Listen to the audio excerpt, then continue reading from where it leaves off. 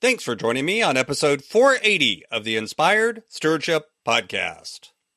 I'm Daryl Lyons, author of 18280. I challenge you to invest in yourself, invest in others, develop your influence, and impact the world by using your time, your talent, and your treasures to live out your calling. Having the right behavior with your money is key to doing that. And one way to be inspired to do that is to listen to this, the Inspired Stewardship Podcast with my friend, Scott Mader.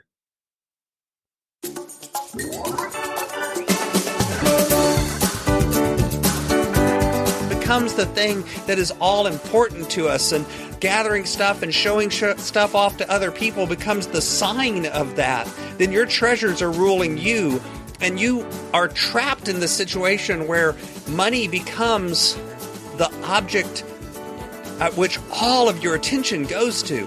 And by the way, this can happen when you have money, and it can also happen to you if you have. Welcome and thank you for joining us on the Inspired Stewardship Podcast.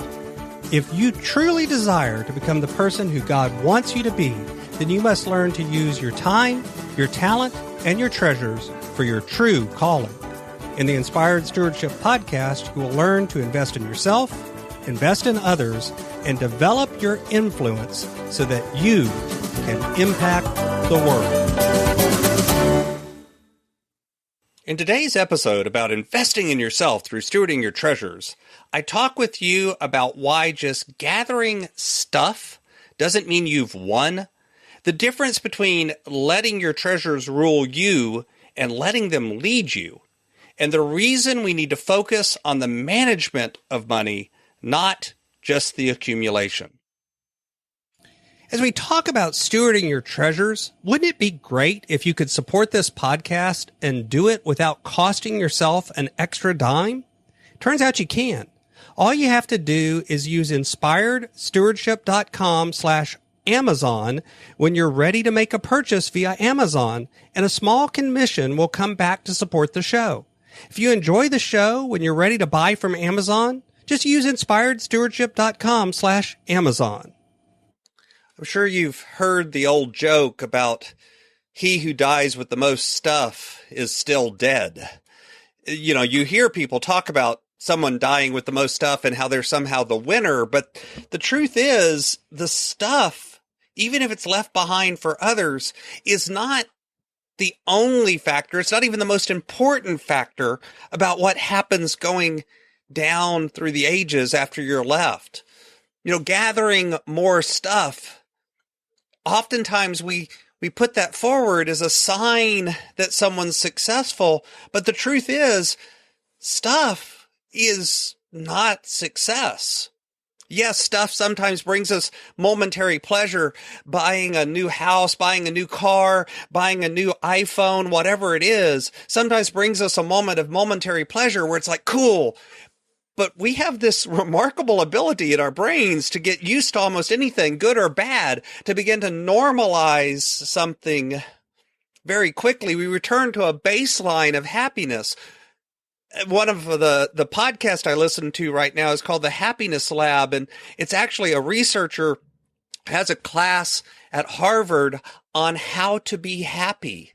And she actually goes and looks at the science behind it. And the interesting thing is the science actually backs us up. Having stuff is not the thing that creates lasting happiness. And the truth is, happiness is really a place you visit. It's not a place you can live all of the time. It's a vacation destination. It's not where you live. And gathering stuff isn't really a sign of success. For one thing, there are a lot of people that have a lot of stuff that have actually gotten that stuff on borrowed money. And the truth is, they don't have the stuff at that point. The stuff sort of has them.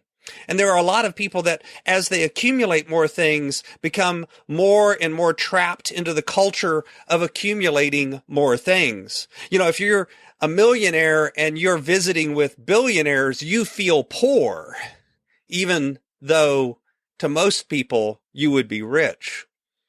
There's a real difference between letting your treasures rule you and letting them lead you.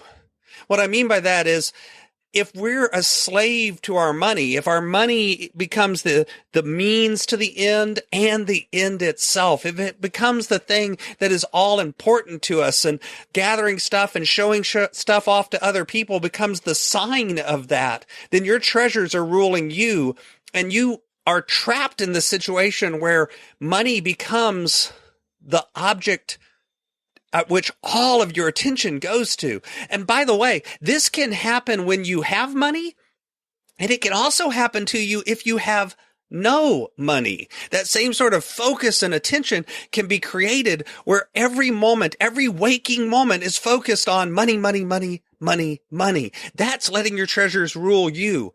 Letting them lead you is using the resources that you're blessed with, the money, the time, the talent, in ways that align with your purpose and your values and your mission in the world. And sometimes money comes when you do that, but the money isn't the object, it's the result. The money isn't the focus, it just happens.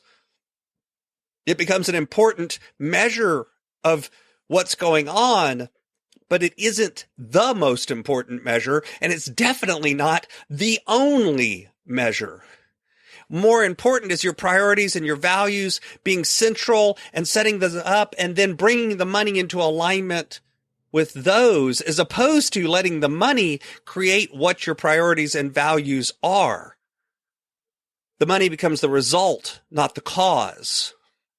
This is why you need to focus not just on the accumulation of money, in fact, not on the accumulation at all. If all we focus on is the income side, making more and more money, then what ends up happening is we're so focused on that money becomes the focus. Instead, you need to focus on the management of money. For one thing, I firmly believe that the blessings that we're giving by God are not ours. We don't own them. We're managing them. We're put in charge of them for a time to do things with them that are beneficial to others, that are beneficial to us and our family, that take care of the world and the people around us. But that management of money is a very different mindset than the accumulation, than the feeling of it's mine. I want more of it so that I can have more of it. It's an emotional mindset difference.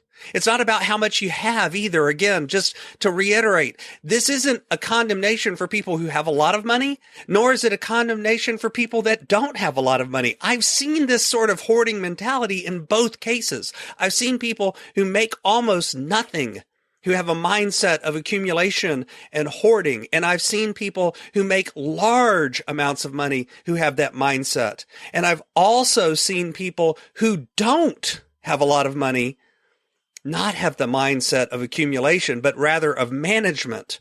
And I've seen people who have large amounts of money who also have that mindset. And the interesting thing is, if you have that mindset, often what ends up coming about is not necessarily more money, but there becomes more satisfaction with the money that you have. You begin to do things with it. And even when you have very little, you're content. And when you have very much, you're content. And out of that contentment comes more and more relationships, more and more success, more and more peace, and yes, even more and more happiness.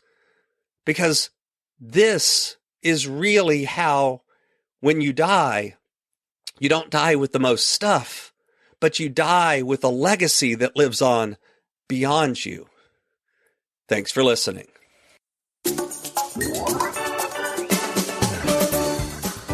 Thanks so much for listening to the Inspired Stewardship podcast. As a subscriber and listener, we challenge you to not just sit back and passively listen, but act on what you've heard and find a way to live your calling.